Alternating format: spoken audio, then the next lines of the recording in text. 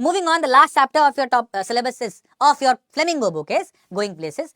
Going Places एक बहुत ही मजेदार लेसन है और आप सब लोगों के लिए काफी रिलेटेबल हो सकता है, स्पेशली उन लोगों के लिए जिनको फैंटेसाइज करना पसंद है, जिनको ख्याली पुलाव पकाना बहुत पसंद है। और बोला जाता है if dreams were horses beggars could ride.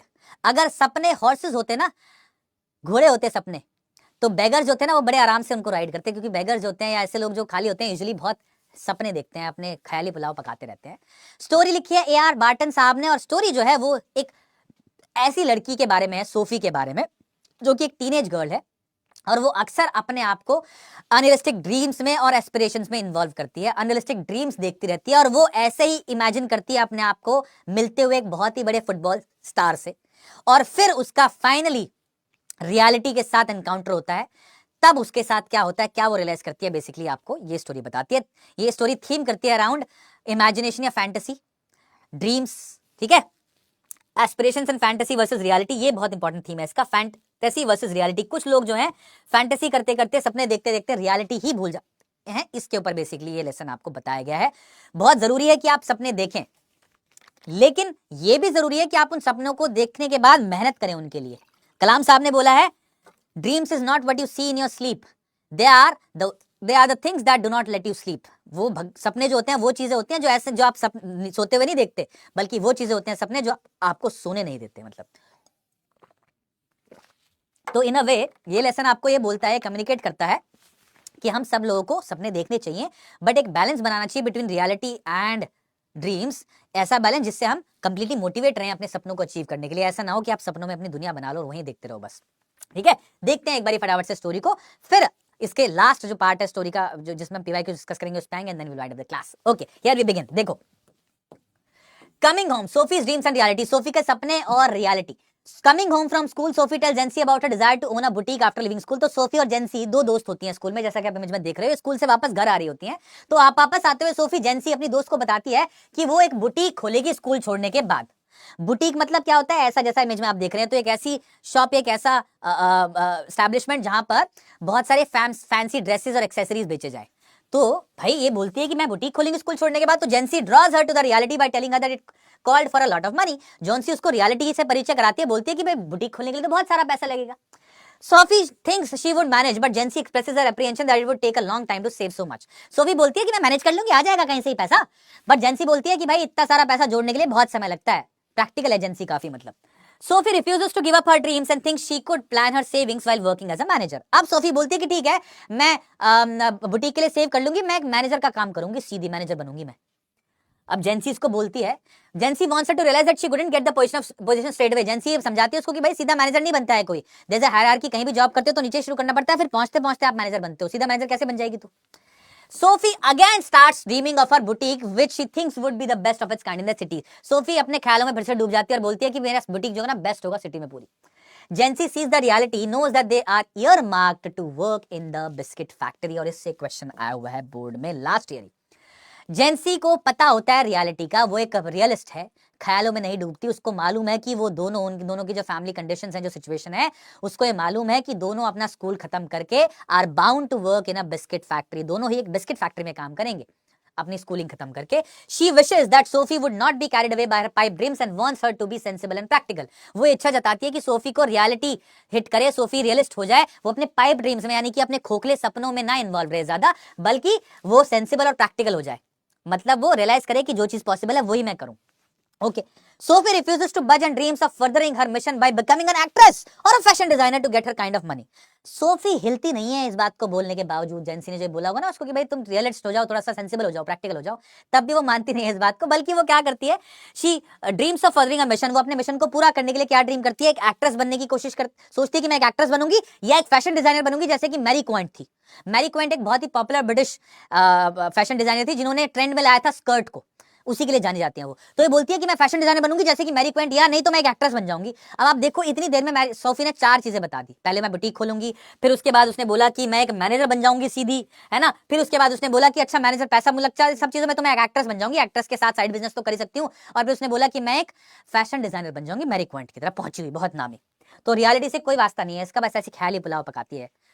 Family's response to her dream. Okay. Father wishes she would buy a decent house for the family in case she lays hands on big money. अब भैया घर में घुसती है, अपने बोलती है, अगर मेरे को बहुत सारा पैसा मिला ना तो मैं बुटीक खोलूंगी। ये बात घर में भी घुसते हुए बोलती है। तो इसके फादर बोलते हैं कि अगर तुमको पैसा मिला खूब सारा तो हमको एक डिसेंट घर खरीद देना। अभी हमारे घर की हालत बहुत खराब है, बहुत छोटे से घर में हम रह रहे हैं।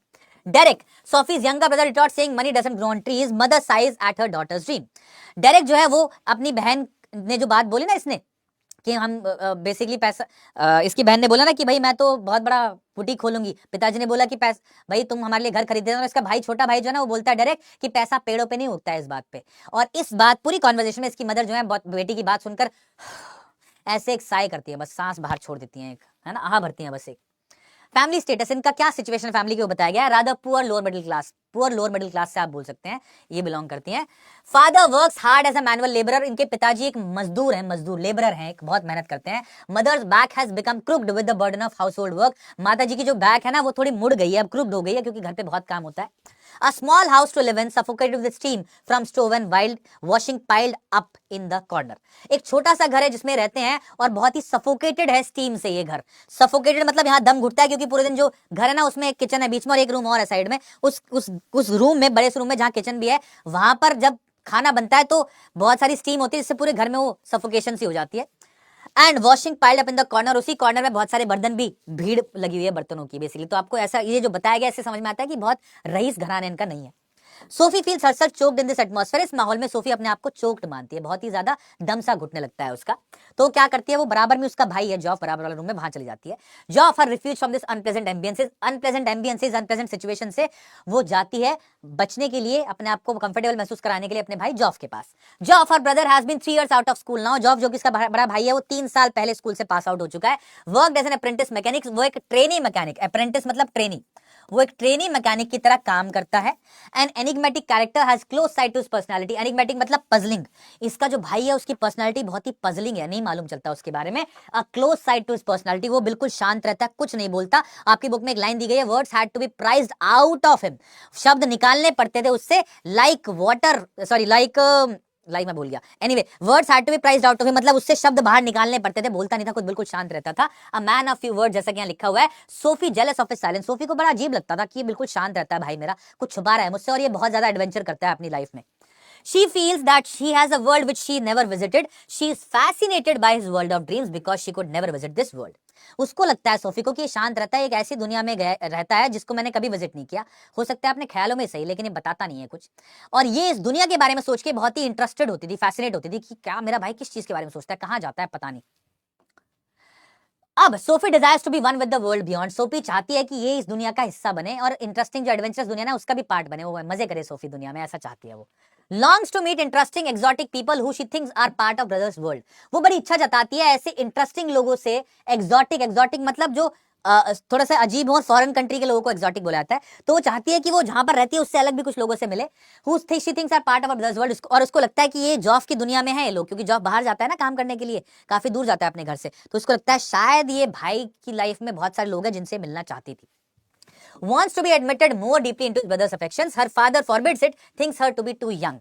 ये चाहती है कि इसका भाई जॉफ इसको अपनी दुनिया में एंट्री दे, वो जो भी पसंद करता है उसके बारे में बताए अपनी बहन सोफी को, लेकिन ऐसा होता नहीं है। इसके पिताजी का ये मानना है कि ये जॉफ को इसको अपनी लाइफ में एंट्री नहीं देनी चाहिए ज्यादा, है ना। Things are to be too young, और क्योंकि उनको लगता है कि उनकी बेटी जो है बहुत छोटी है, यंग है। Sophie is impatient to enter this vast world, इस बड़ी सी दुनिया को एंटर करने के लिए बहुत ज्यादा उत्सुक है, इम्पेशेंट है, बेचैन हो रही है।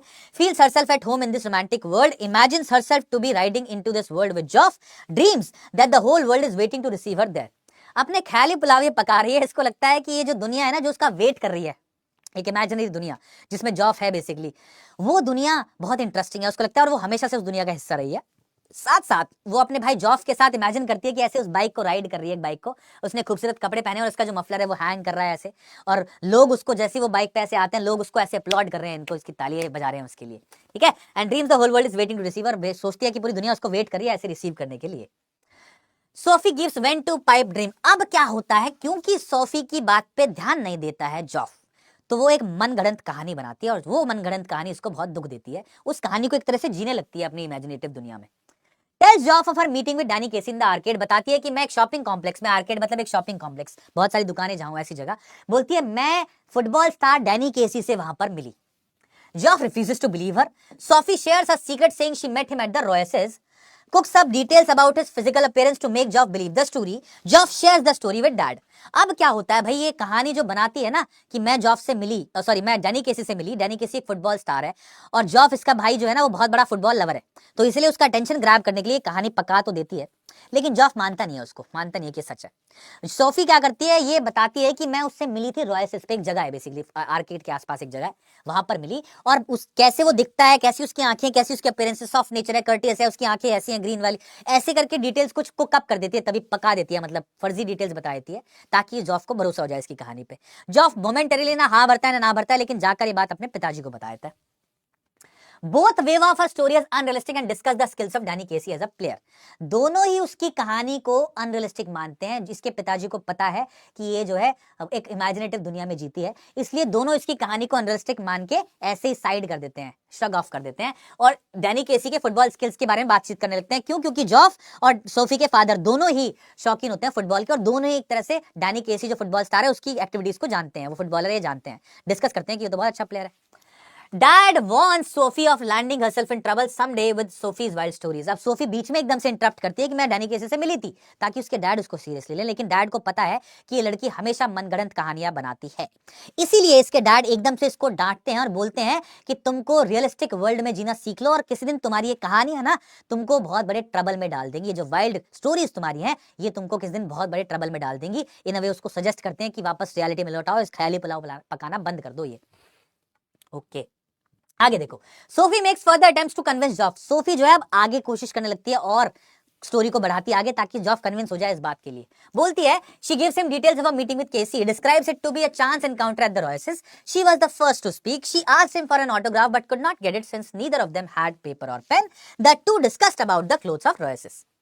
अब ये और डिटेल पकाती है, बोलती है, देख मेरे भाई, मेरे को वो जो डैनी केसी था ना वो मिला था शॉपिंग कॉम्प्लेक्स पे रॉयसेस पे, और बाई चांस मिल गया था, वो वहां पर खड़ा था और मैं भी वहां पर थी, और मैंने देखा एक और डैनी केसी सामने खड़ा है, तो मैंने उससे एकदम से बातचीत करनी शुरू कर दी, और मैंने बोला कि मेरे भाई ना फुटबॉल प्लेयर है, मेरा छोटा भाई डेरेक जो है वो बहुत बड़ा फैन है तुम्हारा, क्या उसके लिए तुम मुझे एक ऑटोग्राफ दे दोगे? चांस की बात है कि ना तो उसके पास पेन था और ना ही मेरे पास पेन था, चांस की बात है कि ना तो उसके पास पेन था ना ही मेरे पास पेन था, इसलिए वो मतलब सॉरी बोल देता है कि मैं अभी तो ऑटोग्राफ नहीं दूंगा, मे बी नेक्स्ट टाइम, और फिर हम दोनों वहां पर डिस्कस कर लेते हैं रॉयसेस पे जो कपड़े हैं। बड़ा हम्बल बंदा है ये, सारी कहानियां मनगढ़ंत पूरी। She felt he was lonely away from his hometown. They decided to meet next week and Danny promised to give her his autograph. Joff still disbelieves Sophie's story, thinks it to be the unlikeliest thing to happen. अब वो बोलती है कि ये जो था ना Danny केसी, क्योंकि अपनी कंट्री से दूर है, असल में आयरलैंड से बिलोंग करता है, लेकिन अभी यूनाइटेड के लिए खेल रहा है इंग्लैंड के अंदर, इंग्लैंड में जहां पर ये लोग रहते हैं, सोफी और इसके पिताजी और पूरी फैमिली। तो क्योंकि ये बाहर रह रहा है अपने देश से, इसलिए सोफी ये बात बनाई थी, पकाई थी कि भैया ये जो जॉब भाई, ये जो डैनी केसी है ना बड़ा लोनली सा अकेला सा महसूस करता है, क्योंकि अपने होम टाउन से दूर है ना, और अब उन लोगों ने डिसाइड किया कि अगले हफ्ते मिलेंगे वो, क्योंकि और तब फिर वो मेरे को ऑटोग्राफ दे देगा भाई के लिए, बेसिकली एक डेट फिक्स्ड है मेरी अगले हफ्ते। जॉफ अभी भी इसकी कहानी को नहीं मानता और बोलता है ये बिल्कुल नहीं हो सकता है, अनलाइकलीस्ट थिंग इसको बोलता है, अनलाइकलीस्ट मतलब ऐसी चीज जो बिल्कुल ना हो सके, बोलता है ये तो बिल्कुल पॉसिबल नहीं है। Family goes to watch the match. अब ये सब मतलब आगे बढ़ती है बात, और एक दिन ये सब लोग मिलके मैच देखने के लिए जाते हैं। इनका एक रूटीन था, एक बहुत ही सेक्रेड रूटीन बताया गया आपके ऊपर, रिलीजियस, जैसे कोई इंसान रिलीजियस रूटीन फॉलो करता है ना, ऐसे ये लोग हर हफ्ते फुटबॉल मैच देखने के लिए जाया करते थे, तो पूरी फैमिली जाती थी। Sophie, her father and Derek sit down near the goal while Geoff sits higher with his friends to watch the match. Danny Casey plays extremely well. Exhibiting Irish genius, he scores the second goal for United. Guides his team to 2-0 victory. Someone in the bus wishes he was an Englishman. Sophie's father, Geoff and Derek express their happiness and celebrate the victory. अब क्या होता है, Sophie और उसके father और Derek और जॉफ भी ये सब मैच देखने के लिए आते हैं। सोफी, उसके पिताजी और डेरेक बैठते हैं गोल पोस्ट के ठीक पीछे, यानी कि थोड़ा सा नीचे, और जॉफ बैठता है अपने दोस्तों के साथ जाकर ऊपर। डैनी केसी जो है बहुत अच्छा खेलता है इस मैच में, सो मच सो कि वो अपनी टीम को 2-0 से जिता देता है match. Definitely he exhibits Irish genius, he scores the second goal for United. Irish genius मतलब एक बहुत ही जीनियस प्लेयर है, प्रोडिजी इसको बोला गया। प्रोडिजी मतलब एक ऐसा इंसान जो कि बहुत ही यंग एज में बहुत एक्सेप्शनल टैलेंट दिखा दे, तो प्रोडिजी था ये। और वापस जाते हुए लोग बहुत खुश थे, किसी ने बस में बोला कि काश ये इंसान इंग्लिशमैन होता है यार, इतना अच्छा खेलता है ये, है ना, क्योंकि ये आयरलैंड से था इसलिए ऐसा बोला कि काश इंग्लिशमैन होता। सोफी के पिताजी जॉफ और डेरेक बड़े खुश होते हैं इस बात पे और सब सेलिब्रेट करने के लिए आते हैं। स्पेशली सोफी के पिताजी तो वहां पर एक बार होता है, वहां पर चले जाते हैं सेलिब्रेट करने के लिए। Okay, Jansie question Sophie about the meeting. अब सोफी जो है is startled to find that Jansie knows her meeting with Danny. असल में जॉफ ने बता दिया था सोफी के भाई को कि मेरी बहन जो है ना वो डैनी केसी से मिली है, ऐसा बता दिया था उसने।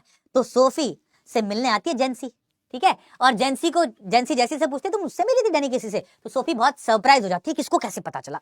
She makes attempts to cover but fails, admits to Jansie that she met the celebrity. Jansie knows Sophie's romantic nature and refuses to believe her. Sophie feels embarrassed for the story was cooked up for Geoff, not Jency. Knows Jency as a gossip monger. Gossip monger मतलब जिसको बहुत ज्यादा पसंद हो gossip करना, जो दूसरे के पीछे उसके बारे में बातचीत करे, गॉसिप करे। Tells her that it was secret not to be disclosed to anyone. अब क्या होता है, तो बेसिकली सोफी जो होती है बड़ी हैरत मानती है कि पता कैसे चला जेंसी को, और कोशिश करती है कि कवर अप हो जाए बात, लेकिन फाइनली एडमिट कर लेती है कि हाँ वो मिली थी उससे, बाई चांस मिली थी बस। जेंसी को पता है सोफी की थोड़ी सी जो ड्रीम लाइक नेचर है और रोमांटिक भी है वो थोड़ी सी, इसलिए वो नहीं मानती सोफी की बात, और सोफी बड़ा एम्बैरस फील करती है for story was cooked up, क्योंकि स्टोरी जो थी वो उसने जॉफ के लिए बनाई थी, जॉफ का टेंशन ग्रैब करना चाहती थी, जेंसी के लिए नहीं। जेंसी तो इसको जानती है अच्छे से और जेंसी समझ जाती है कि कहानी इसने बनाई है, इसलिए साथ साथ वो ये भी जानती है कि सोफी, ये जो जेंसी उसकी दोस्त है, गॉसिप मॉन्गर है, ये बहुत ज्यादा गॉसिप करती है और ये बात अगर इसको पता है तो पूरे मोहल्ले में सबको पता चल जाएगी, इसलिए इसको बोलती है कि ये बात ना सीक्रेट है, किसी को बताना नहीं तुम। Sophie realizes that Jency didn't know anything about the proposed date. एकदम से सोफी को पता चलता है कि अगले हफ्ते इसने भाई को ये बताया था ना कि अगले हफ्ते हमको मिलना है फिर से, तब मुझे ऑटोग्राफ देगा, यानी कि एक हफ्ते बाद डेट है मेरी उसके साथ। ये बात नहीं बताई थी जॉफ ने इसके भाई को, जेंसी के भाई को, तो पता भी नहीं थी नेचुरली जेंसी को। ये बात इसको जैसे समझ में आती है, she is happy that जॉफ had not broken her faith in him. एकदम से खुश हो जाती है कि जॉफ ने इसका भरोसा कंप्लीटली नहीं तोड़ा। भाई बहन के बीच की कुछ बात थी वो उसने अपने तक रखी। Tries to cover up by saying it was all incidental, और ये कवर अप करने की कोशिश करती है बोल के कि सब कुछ बाय चांस हो गया बस। Explains that she asked for Danny's autograph but couldn't get there as there was no paper और अ पेन। ये एक्सप्लेन करती है कि इसने डैनी की ऑटोग्राफ पाने की कोशिश की लेकिन वहां पेपर और पेन तो था ही नहीं। Jansie assures her that she can be trusted and leave. Jansie बोलती है कि ठीक है मैं तुम्हारे जो सीक्रेट है किसी को नहीं बताऊंगी, मुझे तुम भरोसा कर सकते हो मेरे ऊपर, और वहां से चली जाती है। Sophie tries to live her pipe dream. अब वो मोमेंट आता है towards the end of the story हम है जहां पर सोफी अपने इस मनगढ़ंत कहानी को जो उसने गढ़ी थी ना अपने भाई के सामने, उसमें इस कदर अपने आप को इन्वॉल्व कर लेती है कि उसको सच मानने लगती है और चली जाती है उस जगह पर जहां पर उसको लगता है कि डैनी केसी उससे मिलने वाला है। Waits for Danny Casey at her favourite spot along the canal away from the din and rush of the city. ये जाती है उस अंधेरी सी जगह पर कैनाल के बराबर में जहां पर इसको लगता है कि डैनी केसी आएगा मिलने। ये इसका फेवरेट स्पॉट होता है जो कि शहर के रोशनी से और शोर शराबे से काफी दूर होता है। Considers it the best place for a date. इसको लगता है कि किसी भी मतलब एक रोमांटिक डेट के लिए बहुत अच्छी जगह है। In the world of her dream she imagines Casey coming along the river and her own excitement thereafter finds herself struggling between her dreams and the reality. अब ये क्या करती है, इस जगह पर बैठकर काफी देर तक बैठी रहती है और ये इमेजिन करती है कि डैनी केसी वहां पर आ भी रहा है रिवर के अलोंग, और जब वो वहां पर आता है तो ये कैसे खुश हो जाएगी एकदम से, ये भी इमेजिन करती है। अब आई एम श्योर कि ये आपको थोड़ा अटपटा लग रहा होगा, लेकिन ये जिस तरह से इमेजिन कर रही है ना चीजों को, ऐसे आप में से बहुत सारे बच्चे इमेजिन करते हैं, और उन सब के लिए एक वेकअप कॉल है। इस स्टोरी को देखिए और इसमें एंड देखिएगा क्या होता है जब रियलिटी इसको हिट करती है ना, जब इमेजिन करती है कि डैनी केसी नहीं आता है तो क्या होता है। देखिए, she finds herself struggling between dreams and reality. इसको बड़ा दुख होता है क्योंकि इसको समझ में आता है कि जो ये सोच रही थी वो सब इमेजिनिंग कर रही थी। ये tries to balance prospects of his coming with the prospects of his not coming. ये सोचती है कि अगर वो आता तो कैसा होता, अगर वो नहीं आ रहा है तो कैसा है। Her thoughts make her feel sad and miserable. इसके जो अपने ख्याल है ना वो इसको बहुत दुखी कर देते हैं, क्योंकि डैनी केसी तो आने वाला था ही नहीं ना, ये सब इमेजिनेशन थी। सोफीज पाइप ड्रीम अगर आप नहीं करते हैं तो बहुत अच्छी बात है, ठीक है। Sophie's pipe dream is shattered momentarily. अब क्या होता है, इसका जो सपना है वो टूट जाता है। Sophie wonders how she will face her family members specially when no one believed in what she had said. अब सोफी सोचती है कि ये वहां पर तो आया नहीं है डैनी केसी, और आया नहीं है, ये जब इसकी फैमिली को पता चलेगा तो वो कैसे रिएक्ट करेंगे, क्योंकि उनमें से किसी को वैसे भी भरोसा नहीं था इसके ऊपर। उनमें सबको तो ये लगता ही था एनीवे कि वो नहीं आने वाला है, ठीक है। तो बड़े सोच के दुखी होती है। Is not ready to accept the reality and feel sad. ये एक्सेप्ट नहीं करना चाहते रियलिटी और बहुत दुखी होती है। Does not want to carry the burden of her sadness. Imagines Geoff's disappointment when she tells him that Danny did not come. Though sad she does not want to give up her dream. ये reality को accept अभी भी नहीं करना चाहती। In fact ये सोचती है कि जब ये अपने फैमिली मेंबर्स को बताएगी, अपने भाई को बताएगी कि वो नहीं आया, तो भाई कितना डिसअपॉइंट होगा। Despite all the things at this present situation, ये एक्सेप्ट ही नहीं करना चाहती, इस सैडनेस के बर्डन को बेयर ही नहीं करना चाहती कि डैनी केसी नहीं आ रहा है। Sophie once again withdraws into her imaginary world. अब ये जब घर लौट रही होती है वापस दुखी होके, तो ये फिर से एक बारी ये इमेजिन करती है उस एनकाउंटर को जो इसने इमेजिन किया था ना कि मैं मिली डैनी केसी से, उसको फिर से याद करती है एनकाउंटर को। Dreams of meeting Danny Casey again at Royce's, जब ये रॉयसेस के पास से गुजर रही होती है तो इमेजिन करती है कि डैनी केसी इसको मिलता है। In this meeting she tells him what big fans of his she and her family are. Basically इस मीटिंग में बताती है उसको डैनी केसी को कि तुम्हारी मेरी फैमिली और मैं तुम्हारे कितने बड़े फैन है। Imagines asking him for the autograph once again, फिर से उससे ऑटोग्राफ मांगना इमेजिन करती है। Feels his presence, his closeness in her imagination and is enthralled to think that he is also only human, though a prodigy, a genius. अब इस situation में ये इमेजिन करती है कि वहां पर उसकी प्रेजेंस है, उसके साथ क्लोजनेस भी इमेजिन करती है पूरी इस सिचुएशन में, और बड़ी खुश होती है सोचकर कि वो सिर्फ एक ह्यूमन है। चाहे वो कितना ही बड़ा प्लेयर हो, एक प्रोडिजी है, वो एक कम एज में बहुत बड़ा टैलेंट है, वो जीनियस है, लेकिन है तो एक ह्यूमन ही। ये सोच के वो खुश भी होती है, मोहित हो जाती है, मतलब चार्म हो जाती है उससे, इंप्रेस हो जाती है उससे। Fails to come out of her romanticism and gets lost in the memories of the match, the only time she had actually seen her hero in person. और ये इस टाइम पर भी जब इसको रियलिटी में आ जाना चाहिए था, अभी भी वो अपने इस रोमांटिसिज्म से, अपनी इस हीरो वर्शिप से बाहर नहीं आना चाह रही है और खो जाती है उन मेमोरीज में जब ये मैच देखने जाती है। और वो इकलौता टाइम था जब इसने डैनी केसी को असली में देखा था, उस टाइम को इमेजिन करके उसी में खो जाती है, उन्हीं ख्यालों में। और इसके साथ आपका ये चैप्टर हो जाता है बच्चा पार्टी खत्म। क्या सीख मिलती है आप लोगों को इससे? While aspirations are essential, one must balance dreams with reality to lead a fulfilling life. अगर आप एक फुलफिलिंग जीवन जीना चाहते हैं तो आपको एस्पिरेशंस जरूरी हैं, सपने देखना जरूरी है, लेकिन आपको सपनों और रियलिटी को बैलेंस करना आना चाहिए। अदरवाइज आप रियलिटी जब आपको हिट करेगी ना, जैसे सूफी को करेगी, तो फिर आप उसको एक्सेप्ट नहीं कर पाओगे। जो आज रियलिटी है उसको स्वीकार करें। बहुत जरूरी चीज है कि आप सपने देखें बड़े बड़े, बहुत अच्छी बात है आप सपने देखें, और फिर मेहनत करें उनको पूरा करने का, हीरो वर्शिप करें, जरूरी बात है। जैसे अगर आप एक क्रिकेटर हैं तो आप हो सकता है विराट कोहली को अपना हीरो माने, लेकिन उससे ये इमेजिन ना करें कि मैं, जैसे सोफी ने, कि मैं विराट कोहली से मिल रहा हूं और मैं ऐसा ऐसा करूंगा, मैं बड़ा हो जाऊंगा। तो बल्कि विराट कोहली या किसी भी बड़े सेलिब्रिटी से जिसको आप एक बहुत बड़ा अपना इंस्पिरेशन मानते हैं, उससे ये सीखें कि कैसे उसने मेहनत करके एक बहुत बड़े लेवल पे वो पहुंचा है। ये आप सीखें और ये भी आप करें, ठीक है? जरूरी सीख है, क्योंकि आप सब लोग में से हो सकता है कोई और इस चीज का शिकार हो। क्वेश्चंस करते हैं इसकी PYQs फटाफट से, फिर आप लोग मुझे बताइएगा। What inference can you draw about Sophie's relationship with the father from the story going places? आप क्या इन्फरेंस ड्रॉ आउट करते हैं सोफी का relationship with the father from the story going places? Sophie का कैसा रिलेशनशिप था उसके पिताजी के साथ?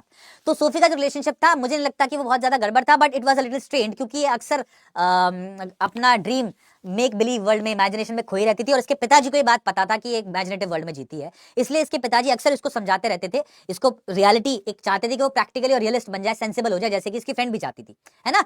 तो इसीलिए इनका रिलेशनशिप कुछ हद तक स्ट्रेन्ड है। स्ट्रेन मतलब थोड़ा सा टकराव है उसमें, जैसा कि आपने देखा भी चैप्टर में, एक दो जगह इनका इंटरेक्शन होता है, लेकिन वो काफी ज्यादा रूड सा इंटरेक्शन होता है इसका इसके पिताजी के साथ। That shows that their relationship is a little strained या बिटर। कोई बोल रहा है, बिल्कुल सही बात है अजू, ठीक है सर? ये डिजीज है कोई बोल रहा है, अच्छा डिजीज है कोई, अच्छा वन टाइप डिजीज सर।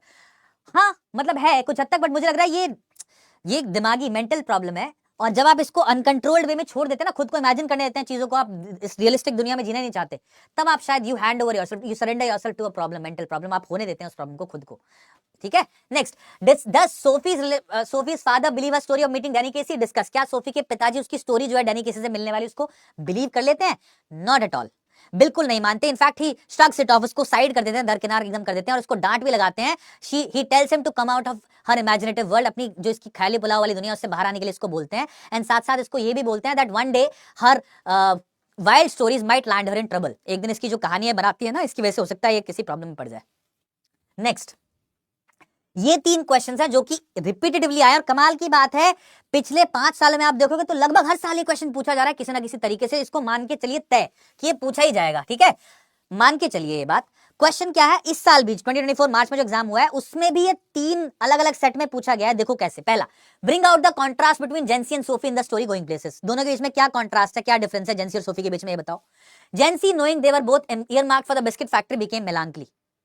जेंसी जो है, जो दोनों की ईयरमार्क फैक्ट्री के लिए, sorry, Jansie knowing they were both earmarked for biscuit factory became melancholy. What inference about Jency's character is drawn from the above line? क्या inference आप draw out कर सकते हैं इस बात से? Soph, you really should be sensible. What does Jency's advice to her friend Sophie reveal about her friendship? तीनों काफी रेटेड है, बताता हूँ आंसर। तीनों में क्या डिफरेंस है आप लोगों को अभी तक पता होना चाहिए, एक बारी मुझे बता दो। बहुत बढ़िया, रॉयल क्रिएचर्स, क्या बात है रॉयल साहब। He says Jency was practical, ठीक है? तो जेंसी जो है वो एक रियलिस्ट है, रियलिटी में जीती है और प्रैक्टिकल इंसान है, and she is also very sensible, है ना। She believes that given her circumstances and family background they are both Jansie as well as Sophie are earmarked to work in a biscuit factory, जो कि एक fact है। As oppose to her, Sophie lives in a make believe world. Make believe मतलब imagination में। Sophie जो है वो एक इमेजिनेशन में जीती है अपनी। She makes wild claims about being a manager, an actress, opening a boutique, an actress and what not, जो कि which are not at all practical, which goes on to show that she is not at all practical and she lives in a world of her own, in her imaginative world। ये आप लोग बता देंगे इन तीनों questions के response में, ठीक है। अब यहां पर लास्ट वाले क्वेश्चन में पूछा गया है कि सिर्फ सोफी के बारे में बताओ, तो सोफी के बारे में बता दो, ठीक है। जेंसी कैरेक्टर कैसा बताया गया है, यहां पर सिर्फ जेंसी के बारे में बताया गया है, ठीक है, ये भी बता दो। जेंसी एडवाइस जो होती है वो अच्छा ये वाला क्वेश्चन देख लो, what does Jansie's advice to her friend Sophie reveal about her friendship. इनकी फ्रेंडशिप के बारे में क्या रिवील करता है, सोफी को एडवाइस देती है जेंसी जो, तो सोफी एक अच्छी दोस्त है, हालांकि उसको बीच में बताया गया that she is a gossip monger, वो गॉसिप करती है, but even then despite that vice of her, वो नेगेटिव क्वालिटी जो उसको छोड़ दें अगर हम, then she considers Sophie to be a good friend, और वो उसको एक रियलिस्टिक एडवाइस देती है ताकि सोफी सेंसिबल और प्रैक्टिकल हो जाए, है ना। तो अच्छी दोस्त है ऐसा दिखता है आपको। Last question for now, resignation was no sudden thing, what is the implication of this remark in the context of Sophie's character. Resignation मतलब होता है एक सिचुएशन के सामने सरेंडर कर देना। जब डैनी केसी नहीं आया, आना ही नहीं था नेचुरली उसको, तो उस वक्त एकदम से इसको रियलिटी हिट करती है, and then resignation was no sudden thing, यानी कि धीरे धीरे सिचुएशन को एक्सेप्ट करना पड़ता है इसको कि डैनी केसी नहीं आएगा, and then she walks back to her home, ठीक है। ये इस स्टेटमेंट का क्या इंप्लीकेशन है in context of Sophie's character, तो ये बताता है सोफी के बारे में that she is a person who does not want to live in a world of reality, she wants to live in a world of her dreams, her imagination only, despite the fact that her dream, जो उसने dream देखा था, it was completely shattered. Danny Casey did not come to meet her as she told everyone else, and as she thought of herself, खुद भी जो उसने सोचा, he did not come, even then she was not ready to believe it, even then she was not ready to accept the reality, even then when she was walking back home, she imagines another encounter with Danny Casey in which she talks her about how their family is a big fan of him, and how एक चीज और सोचती है ना ये, how he was very, how she was smitten, या how she was smitten by his humble nature in a way, ये सब इमेजिन करती रहती है उसके बावजूद भी। so she is very adamant on living in a world of dreams, दिखाता है कि ये बिल्कुल भी प्रैक्टिकल नहीं है, ये एक ऐसी लड़की है जो कि सिर्फ अपनी दुनिया में जीना चाहती है। she is very adamant in living in a world of her own dreams, ये आपको पता चलता है यहाँ पर। इसके सारे एनसीईआरटी क्वेश्चंस मैंने आप लोगों के लिए अटैच कर दिए हैं, which brings me to the end of this lecture।